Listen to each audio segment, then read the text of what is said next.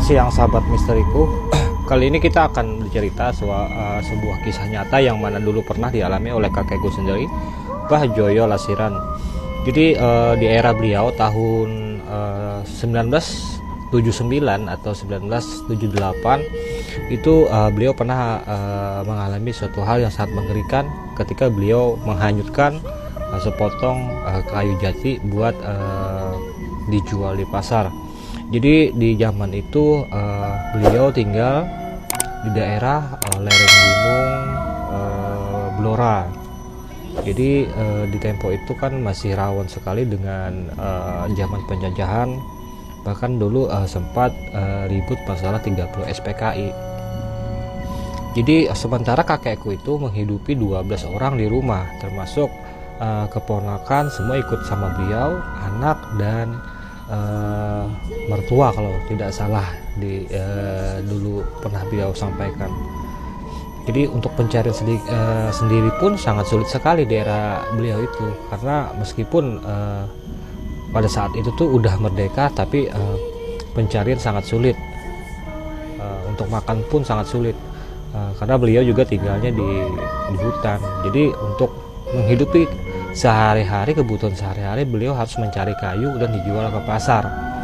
Nah, di zaman itu siapapun yang bisa menjual kayu jati satu potong gede itu bisa untuk bertahan dipakai hidup selama 3 bulan dengan menghidupi 12 orang di rumah yang kakekku tanggung, termasuk ibuku.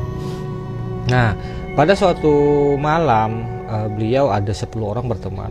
Beliau nebang kayu di hutan, nebang kayu jati, dan teman-teman semua itu masing-masing satu orang satu pohon kayu jati yang dibawa melalui dihanyutkan di air sungai. Itu tepatnya di aliran sungai Bengawan Solo.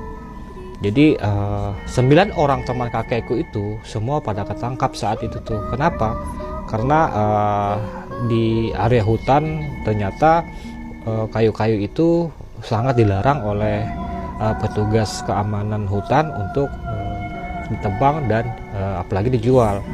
Cuman karena kakekku kemarin itu sempat beliau siasati dengan menaruh sampah-sampah dan ranting-ranting di atas kayu yang dihanyutkan itu, beliau selamat. Cuman yang paling menyeramkan ketika beliau memasuki satu sungai, ternyata di sana beliau menemukan kejadian yang sangat mengerikan.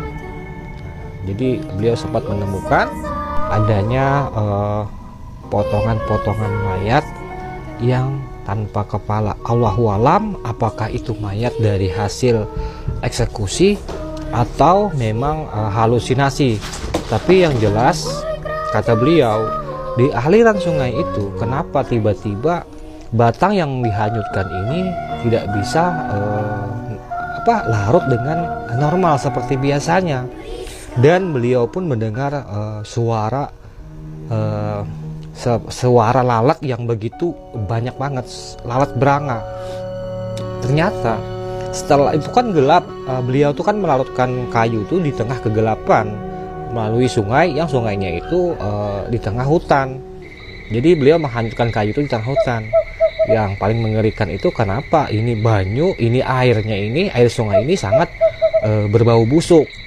Bahkan suara lalat pun kedengaran mengerikan sekali. Ternyata beliau setelah mengamati secara fokus, ternyata di sekitar beliau ini, di depan, di kiri kanan beliau itu semuanya adalah bangkai manusia. Jadi aliran sungai itu semuanya bangkai, sahabatku semua. Yang paling bikin aku merinding semua ini, yang paling mengerikan itu adalah ternyata bangkai-bangkai yang berserakan di sungai itu adalah bangkai-bangkai manusia yang tanpa kepala. Mungkin itu kata kakekku dulu adalah korban dari ganasnya zaman pemberontakan G30 SPKI. Jadi air sungai itu luar biasa, sangat baunya bukan main. Sementara beliau itu menghanyutkan atau melakukan kayu itu, beliau cuma hidung yang kelihatan, yang semuanya itu ditutupi dengan sampah-sampah dan kratik biar seolah-olah itu bukan kayu yang larut tapi tumpukan sampah. Itu demi perjuangan beliau menghidupi 12 orang anak selama 3 bulan itu bisa bertahan beliau hidup di hutan.